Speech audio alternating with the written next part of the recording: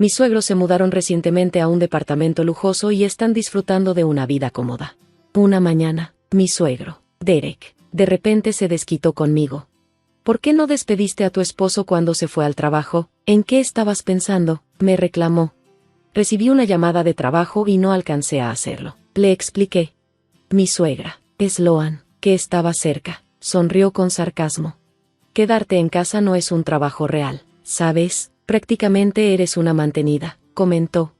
Derek intervino de nuevo. Nuestro hijo trabaja fuera y gana más que tú. Deberías respetarlo y apoyarlo como se debe. Honestamente, eres una esposa inútil. Llegué a mi límite. ¿Cómo podían tratarme así si ellos vivían en mi casa sin pagar renta? Así que respondí, no puedo respetar a mi esposo. El rostro de Sloan se torció de la sorpresa. No puedo creerlo. Alguien que habla así no merece estar en esta familia. Una extraña debería irse, exclamó. Derek estuvo de acuerdo de inmediato. Exacto. ¿Quieres quedarte aquí con nuestro hijo? Pues vete. Pagaremos $300 de renta. Me quedé en shock. ¿$300? ¿Hablan en serio? Pero después de todo lo que dijeron, ya no me importaba. Está bien, me voy, dije con firmeza. En ese momento, terminé con ellos. Me llamo Jenny Davis, tengo 30 años y soy diseñadora gráfica. Trabajo desde casa y mi negocio está creciendo. Gano bien. Mi esposo, Eric, trabaja en una oficina, y llevamos 3 años casados. Al principio, Eric me ayudaba con las tareas del hogar cuando se lo pedía, pero a escondidas les decía a sus amigos, las labores de la casa son cosa de mujeres, así que dejo que mi esposa se encargue. No había notado ese lado de él antes de casarnos. Vivíamos en un departamento normal hasta que una fuga de agua en el piso de arriba dañó nuestras cosas. Luego de negociar una pequeña compensación con el casero, decidimos mudarnos. Un día, Eric me mostró con emoción una publicación de un departamento de diseñador cerca de la estación. Jenny, mudémonos aquí, sugirió. La renta era de $3,000, más del doble de lo que pagábamos. Prefiero ahorrar para nuestros futuros hijos, dudé. Pero siempre he querido vivir en un lugar así, si combinamos nuestros ingresos, podemos pagarlo. Vivir en un sitio tan bonito podría inspirarte a trabajar más duro. ¿Y si es demasiado? Nos mudamos después, por favor, me rogó. No pude negarme, así que firmamos el contrato a su nombre y acepté contribuir con la renta. El departamento era hermoso, y me sentí más motivada en mi trabajo, pero mis suegros empezaron a meterse más en nuestras vidas. Derek se retiró temprano a los 60, y Sloan nunca ha trabajado un solo día. Mi relación con ellos siempre fue tensa. Por ejemplo, cuando visitábamos su casa, recibían a Eric con entusiasmo mientras a mí me ignoraban por completo. Eric, qué gusto verte, pasa, decían con alegría. Hola, padre, hola, madre, saludaba yo con educación. Oh. Jenny también vino, decía Sloan con desdén. Me quedaba parada incómodamente mientras Derek ordenaba, oye, haz unos bocadillos para acompañar nuestras bebidas. Aún era mediodía, pero él actuaba como si fuera una fiesta. Mientras tanto, Sloan tomaba selfies con Eric para sus redes sociales, sin prestarme atención. Amaba presumir fotos de marcas de lujo, aunque vivían en un departamento barato. Luego descubrí que usaba un servicio de renta para aparentar que tenía ropa de diseñador. Con razón Eric heredó su actitud pretenciosa. Preparé los bocadillos a regañadientes, solo para que Derek se quejara. ¿Qué es esto? Está insípido. Sloan sonrió burlonamente. Wow, de verdad no sabes hacer nada bien. Pobre Eric, atrapado con una esposa tan inútil. Eric, sentado cerca, ignoró todo. Desde el inicio de nuestro matrimonio, siempre puso a sus padres primero. Mudarnos cerca de ellos solo empeoró las cosas, así que evitaba verlos cuando podía. Luego, un mes después de mudarnos, justo antes de nuestro aniversario, pasó algo impactante. Había comprado ingredientes para preparar una cena especial. Justo cuando íbamos a brindar, la puerta se abrió de golpe. Derek y Sloan entraron sin invitación. Ah, padre, madre. Balbuceé. Es su aniversario, ¿verdad? Vinimos a celebrar con ustedes, anunciaron con entusiasmo. Eric, para mi sorpresa, los recibió con gusto. Confundida, noté que llevaban bolsas grandes. ¿Qué es todo eso?, pregunté. Sloan miró el departamento con deleite. Oh, este lugar es increíble, vivir aquí sería un sueño. Derek sonrió. ¿No te dijo Eric? Dejamos nuestro antiguo departamento. Nuestras cosas llegan mañana, de ahora en adelante. Nos cuidarás bien, como una buena esposa debería hacerlo. Me giré hacia Eric, en shock. ¿Qué? Bueno. Eric dudó. Se les acabó el contrato de renta, y como tenemos habitaciones de sobra, pensé, ¿por qué no vivir juntos? Sloan resopló al ver mi expresión atónita. ¿Y esa cara? ¿Tienes algún problema con que vivamos aquí?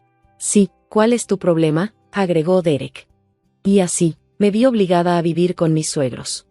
La vida se volvió insoportable. Derek me trataba como su sirvienta, haciéndome traerle alcohol y hacer los quehaceres. Una vez hasta me aventó la ropa sucia en la cara. Sloan presumía nuestro hogar en redes sociales y usaba mi ropa y zapatos sin pedirme permiso.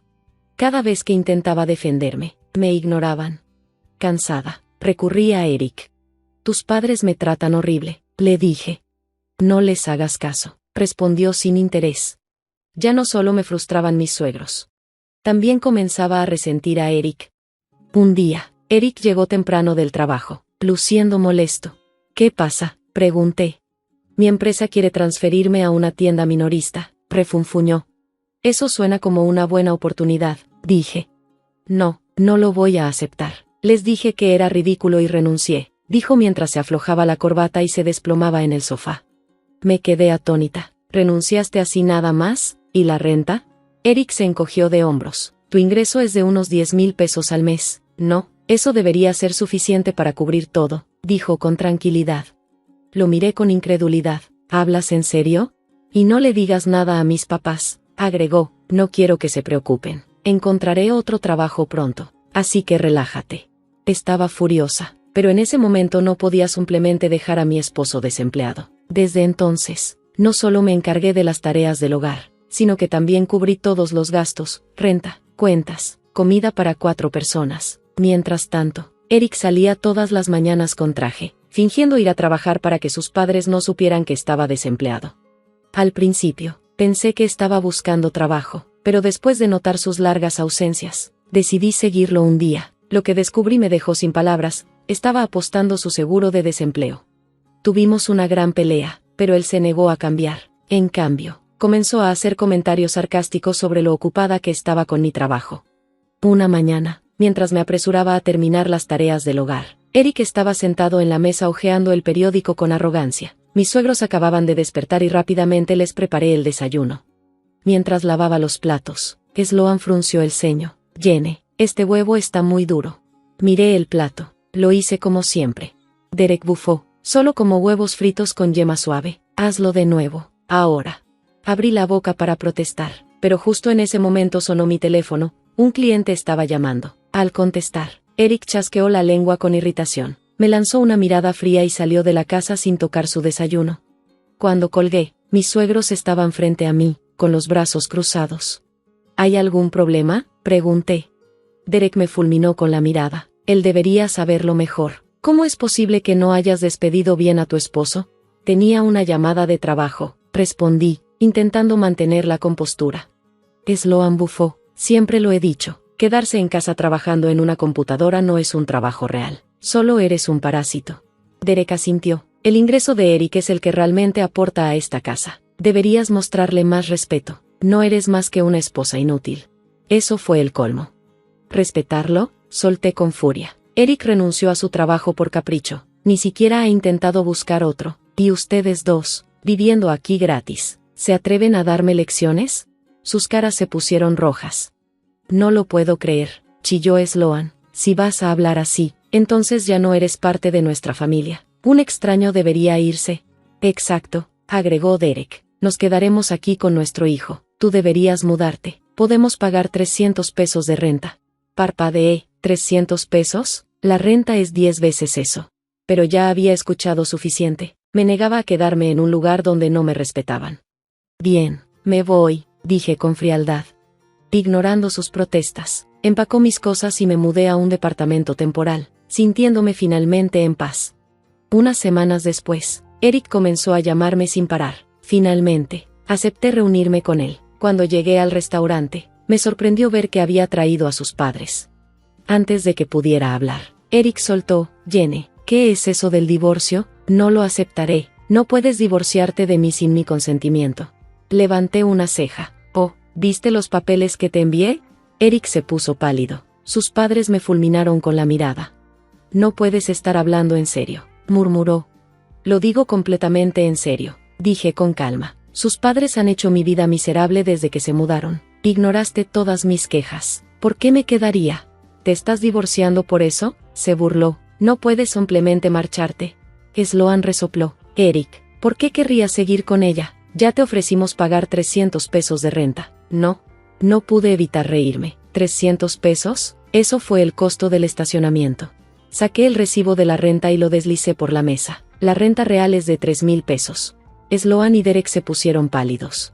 ¿3,000 pesos? Tartamudeó Sloan. Entonces, ¿cuánto has estado pagando todo este tiempo?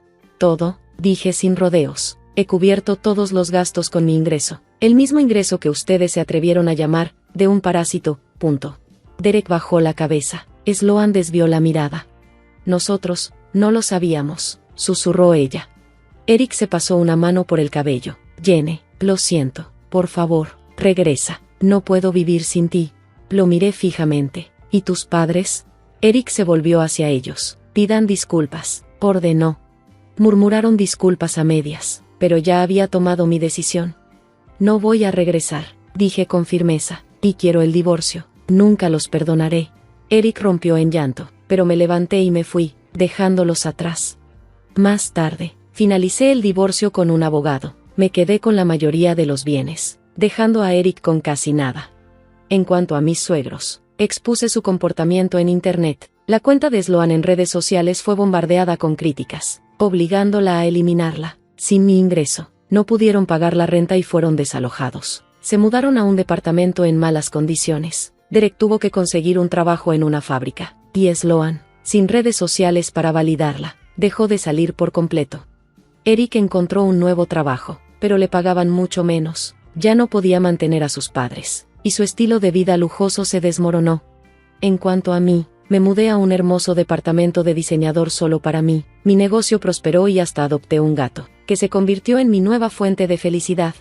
Con las personas tóxicas fuera de mi vida, mi futuro se veía más brillante que nunca. Gracias por ver. Nos vemos en el próximo video. Estén atentos. El texto llegó a las 2:47 de la mañana. Era una notificación de mi banco sobre una actividad inusual. Estaba medio dormido y casi lo ignoro, pero algo me hizo revisarlo. 4 millones de pesos acababan de ser transferidos a mi cuenta. Mi corazón se detuvo. No te preocupes, cariño. Vuelve a dormir, murmuró James a mi lado, dándose la vuelta. Ese fue el momento en que supe, finalmente, había llegado demasiado lejos. Mi nombre es Alexander Weber, y a los 34 años descubrí que mi esposo de 8 años, James, había estado usando mi identidad para robar millones de su empresa. Pero déjenme explicar cómo llegamos hasta aquí. Conocí a James en un evento benéfico en Manhattan. Era encantador, exitoso, y parecía tenerlo todo, un trabajo de alto nivel como CFO, trajes de diseñador, autos de lujo y casas de vacaciones. Yo apenas comenzaba mi carrera como contadora forense. Lo que no sabía era que el hecho de investigar crímenes financieros me volvería a atormentar más tarde.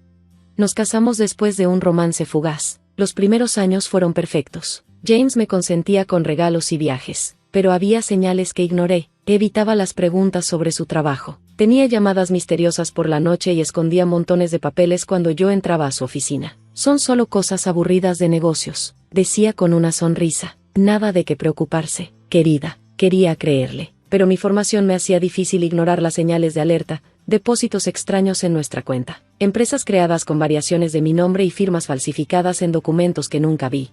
Luego, una noche, todo cambió. Estaba en el trabajo, revisando casos, cuando mi colega Sara entró corriendo. Alex, tienes que ver esto. Me mostró papeles sobre grandes sumas de dinero moviéndose a través de empresas fantasmas. Los documentos señalaban todo hacia mí. Mi firma estaba en todas partes, pero no era mi letra. Era una falsificación perfecta. Ahí supe. James había estado usando mi identidad para robar millones, haciéndome cómplice involuntaria.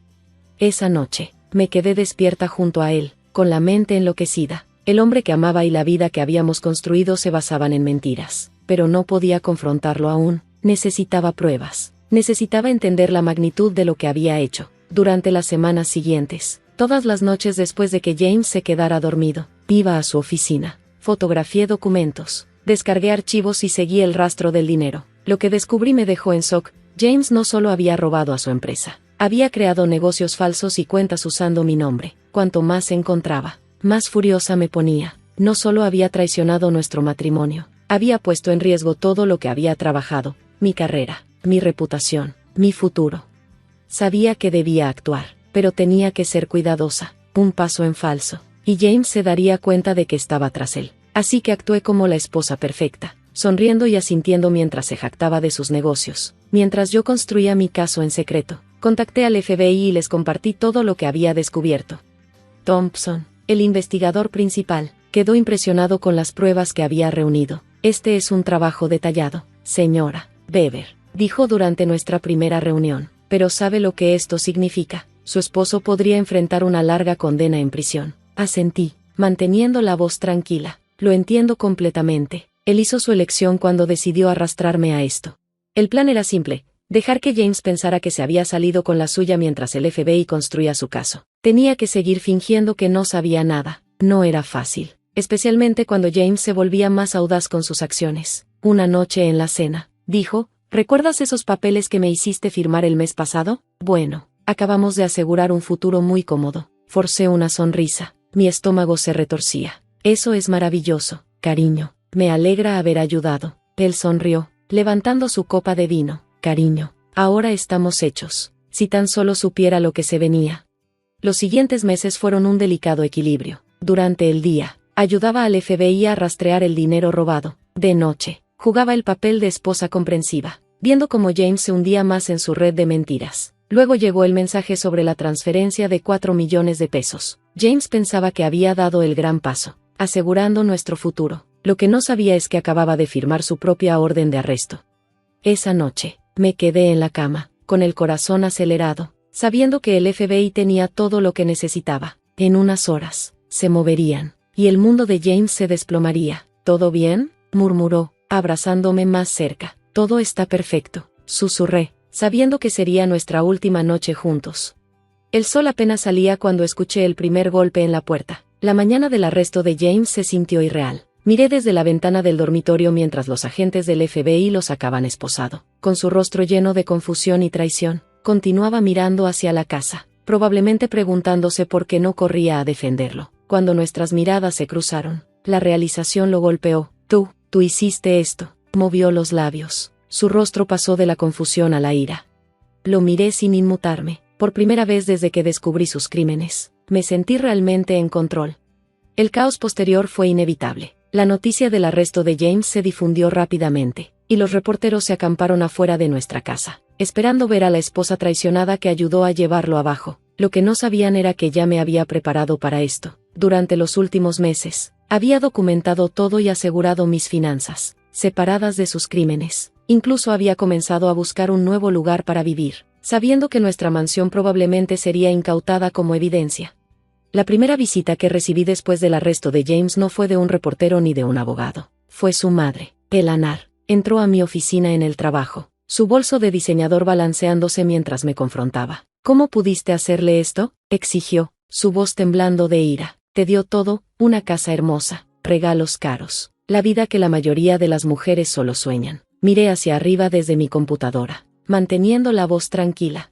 Me dio dinero robado, Eleanor, dije, mi voz firme a pesar de la tormenta dentro de mí. Usó mi identidad para cometer crímenes. Puso en riesgo todo lo que he trabajado sin pensarlo ni un segundo. Lo hizo por nosotros. Ella insistió, su voz se elevaba con rabia. Por nuestra familia. Y tú lo traicionaste.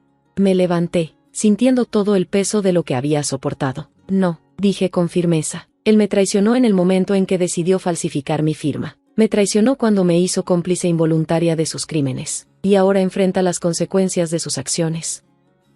Eleanor se fue entre lágrimas, pero sus palabras perduraron, persiguiéndome. ¿Cuántas personas me verían como la villana en esta historia? ¿Cuántas asumirían que debería haber guardado silencio, mirar para otro lado y haber estado agradecida por el lujo que sus crímenes me habían proporcionado? La respuesta llegó antes de lo que esperaba. Esa noche, recibí una llamada del abogado de James. Señora Weber, dijo el abogado, con tono neutral, mi cliente está dispuesto a asumir toda la responsabilidad por los cargos de malversación si usted acepta ciertos términos. Ya sabía lo que venía. ¿Qué términos?, pregunté, manteniendo la voz firme. Necesitaría que firmara una declaración afirmando que no tenía conocimiento de sus actividades. A cambio, él asegurará que conserve ciertos bienes, como la casa, los autos, y una generosa asignación mensual. No pude evitar reír, a pesar de la gravedad de la situación. Incluso ahora, James pensaba que podía comprar mi silencio, controlar la narrativa. Di a tu cliente que no hay trato, dije firmemente. He pasado meses documentando sus crímenes. No voy a mentir para protegerlo. El abogado suspiró. Señora Weber, por favor entienda. Si coopera, esto podría irse todo en silencio. Podría mantener su estilo de vida, su estatus social. Luchar contra esto solo hará las cosas más complicadas. ¿Más complicadas que tener mi identidad robada? ¿Que convertirme en una cómplice involuntaria de un fraude? No, gracias. Prefiero arriesgarme con la verdad.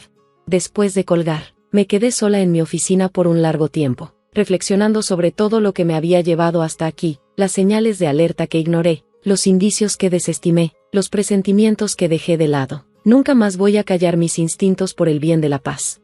Un mes después, se llevó a cabo la audiencia preliminar. Llegué al tribunal temprano, vestida con un traje negro sencillo, la cabeza bien erguida. El frenesí mediático se había calmado un poco, pero los fotógrafos seguían esperando afuera, ansiosos por capturar mi expresión. James ya estaba en la sala, sentado entre sus abogados con un overol naranja, sin sus trajes caros ni su sonrisa confiada. Parecía más pequeño, disminuido. Cuando me vio, su rostro se endureció en una máscara de odio.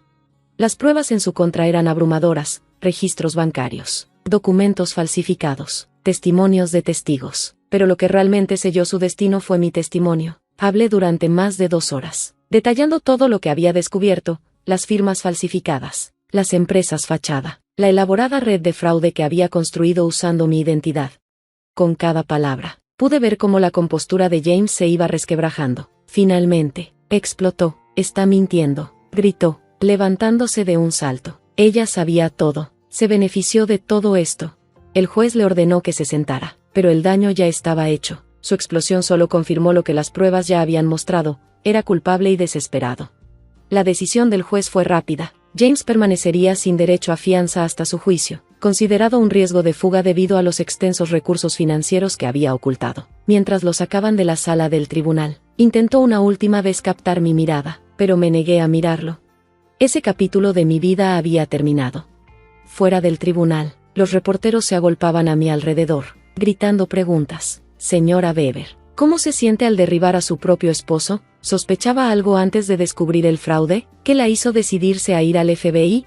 Me detuve en los escalones del tribunal, considerando cuidadosamente mi respuesta. Finalmente, me giré hacia las cámaras. «Hice lo que cualquier persona honesta habría hecho», dije claramente. «Elegí la verdad sobre la comodidad, la integridad sobre el lujo. Mi esposo no solo robó dinero, robó mi identidad, mi confianza y mi reputación, pero no pudo robar mis principios». Las siguientes semanas fueron un torbellino de reuniones legales y comparecencias judiciales. El imperio de James fue desmantelado lentamente, sus cuentas ocultas descubiertas, sus millones robados rastreados y confiscados. A lo largo de todo eso, me concentré en reconstruir mi vida. Me mudé de nuestra mansión a un apartamento modesto, algo que podía costear con mi propio salario. Me lancé de lleno a mi trabajo, usando mi experiencia para ayudar a otras víctimas de fraudes financieros. Poco a poco, fui reclamando mi identidad, no como la esposa de James Weber, sino como Alexander Weber, contador forense e investigador de fraudes. 6 meses después del arresto de James, recibí una carta de él en prisión. Su letra estaba temblorosa, diferente a la garabateada confiada que recordaba. «Alex», comenzaba, «sé que probablemente me odias, pero por favor intenta entender. Todo lo que hice, lo hice por nosotros. Podríamos haber tenido todo, la vida perfecta, sin preocupaciones financieras, todo lo que siempre soñamos. ¿Por qué no pudiste simplemente mirar hacia otro lado?» Leí la carta 2 veces y luego la metí cuidadosamente en mi trituradora de papel. Todavía no lo entendía. Para él, una vida perfecta significaba lujo a cualquier costo. No podía entender que preferiría vivir honestamente en un pequeño apartamento antes que vivir lujosamente con dinero robado. Un año después del arresto de James, me senté en otro tribunal, viendo cómo era sentenciado a 15 años de prisión federal. Finalmente había declarado culpable, enfrentado a pruebas abrumadoras y sin esperanza de ser absuelto. Mientras el juez leía su sentencia, no sentí satisfacción ni triunfo, solo alivio de que finalmente había terminado. Fuera del tribunal, Eleanor me esperaba. Su rostro estaba marcado por el dolor, pero había algo más en su expresión, comprensión, tal vez incluso respeto. Me equivoqué contigo, dijo en voz baja. Pensé que eras egoísta, pero solo estabas siendo honesta. James, él tomó sus propias decisiones. Asentí, aceptando sus palabras pero sin mirarla a los ojos. Ya había hecho las paces con mis decisiones hace mucho tiempo. Hoy, 2 años después del arresto de James, mi vida es muy diferente. He construido una práctica exitosa especializada en ayudar a las víctimas de fraudes financieros. Doy seminarios sobre protección contra el robo de identidad, compartiendo mi historia como una advertencia para los demás. Lo más importante, he aprendido a confiar nuevamente en mis instintos. A veces, tarde en la noche, pienso en James, sentado en su celda, probablemente aún creyendo que lo traicioné. Nunca entenderá que su verdadera traición no fue robar el dinero, sino robar mi confianza, mi identidad, mi derecho a elegir mi propio camino. Pero está bien, no necesito que lo entienda. Ahora sé quién soy, y eso es algo que nadie podrá robarme jamás.